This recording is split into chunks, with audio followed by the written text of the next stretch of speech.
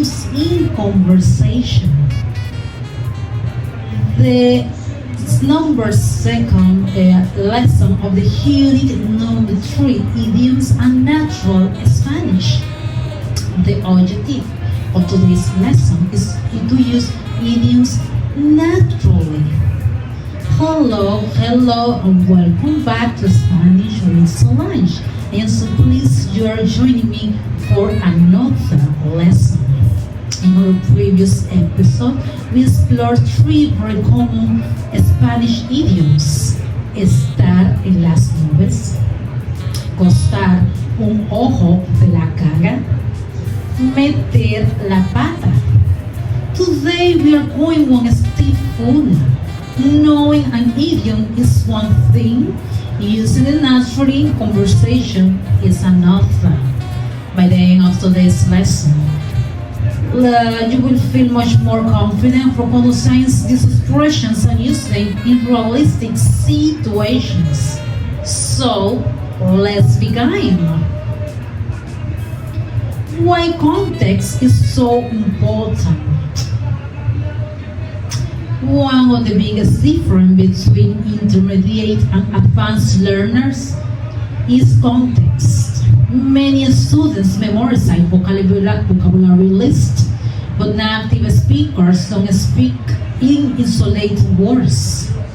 They communicate through complete conversations. That's why today we are going to listen to realistic dialogues, analyze them together, and then practice using them in the idioms ourselves. A learning tip: instead of memorizing an idiom alone, always connected to a situation. Your brain remembers history much better than individual words. Conversation number 1. Estar en las nubes. Listen carefully. Laura. Carlos, ¿terminaste el informe? Carlos, perdón, ¿qué dijiste? Laura, otra vez estás en las nubes. What happened? Carlos wasn't paying attention. Maybe he was thinking about dinner, maybe about the weekend, maybe about his next holiday.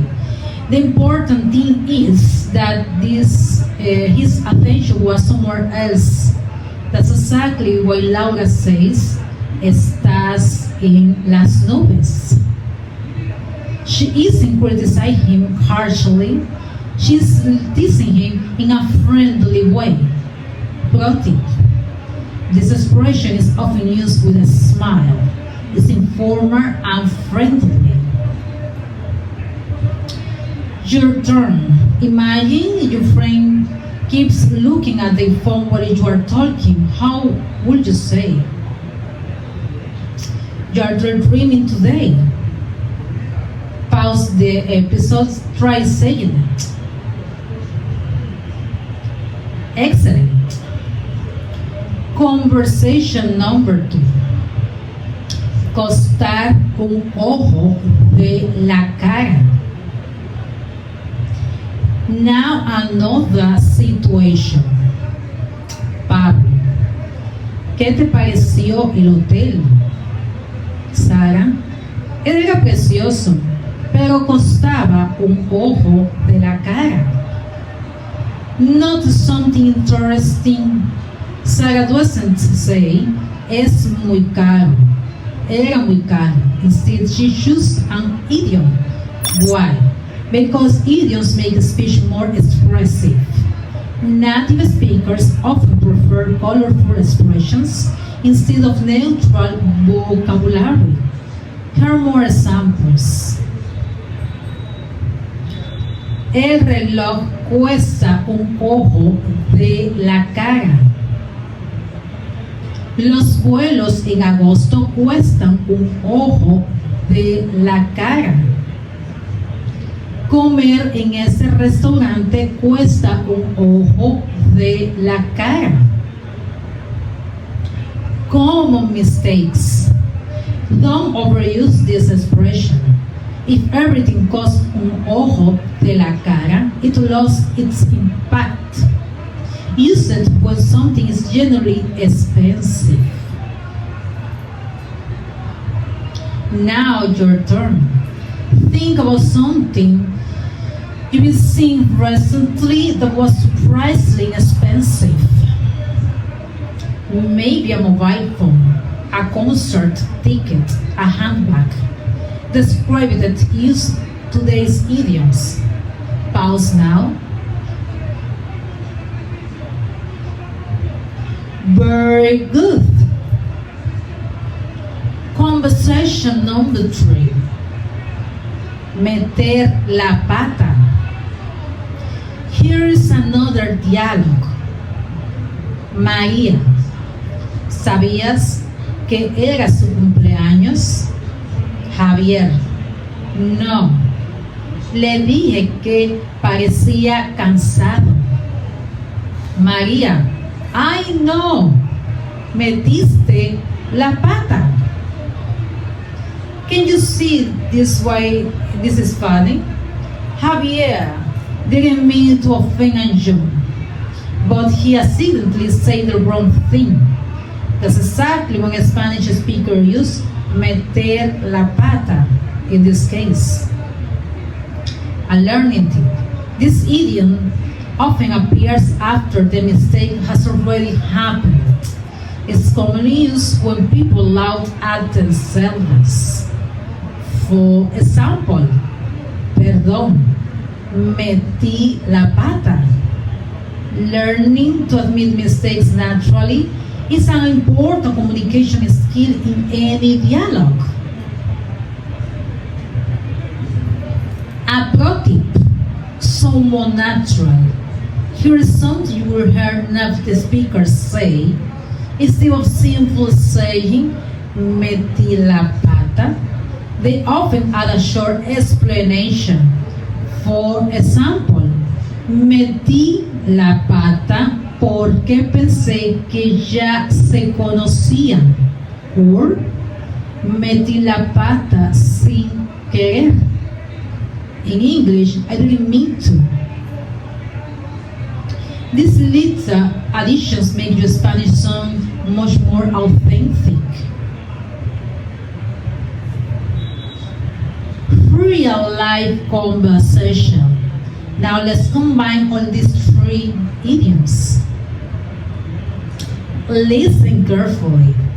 Ana, ¿qué tal fue tu viaje? David, muy bien. Aunque el hotel costó un ojo de la cara. Ana, ¿en serio? David, sí. Y además metí la pata con el recepcionista porque confundí su nombre. Ana, qué mala suerte. ¿Y luego qué pasó? David, nada.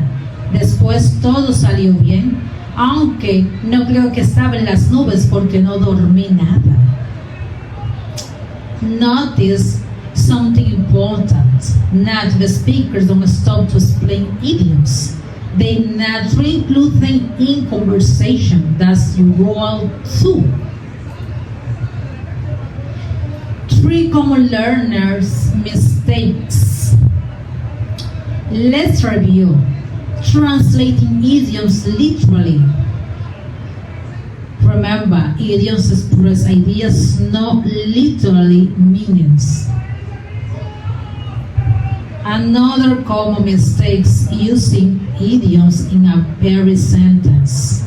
Native speakers use them naturally, not constantly. Quality is better than quantity. Being afraid to use them, don't wait until you still Spanish, until your Spanish is perfect. Start use 1 or 2 expressions regularly. Confidence comes from practice. Now, a speaking workshop. Let's practice. It will give you a situation. Your response allows. Situation number 1. Your friend isn't listening. What you will say?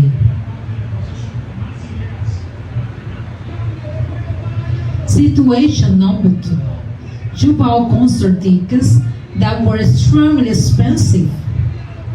Describe them. Situation number 3. You accidentally forgot someone's name. Explains what happened. Fantastic! Every time you speak aloud, you are training your brain to react more naturally in Spanish. Cultural moment. Do you know that using idioms is often a sign of trust and familiarity? When native speakers feel comfortable with each other and every day with other, conversation becomes more expressive and full of colorful language. That's why listening to podcasts, films, interviews, and everyday conversation is one of the best ways to discover new idioms naturally. The more authentic Spanish you have, the more naturally you will begin to recognize these expressions yourself. Final challenge. Before our next lesson, I would like you to create a short dialogue. Imagine you are talking with a friend. Use all 3 idioms naturally. Estar en las nubes, costar un ojo de la cara, meter la pata. Read your dialogue aloud. Better yet, record yourself and listen back. You will quickly notice how much more confident and natural your Spanish is becoming. Wonderful work today, dears. You've been taking another important step towards sounding like a confident Spanish speaker. Remember, learning idioms isn't about memorizing funny expressions. It's about understanding how people truly communicate. The more authentic conversation you hear and the more you practice, the more these expressions will become part of your own Spanish.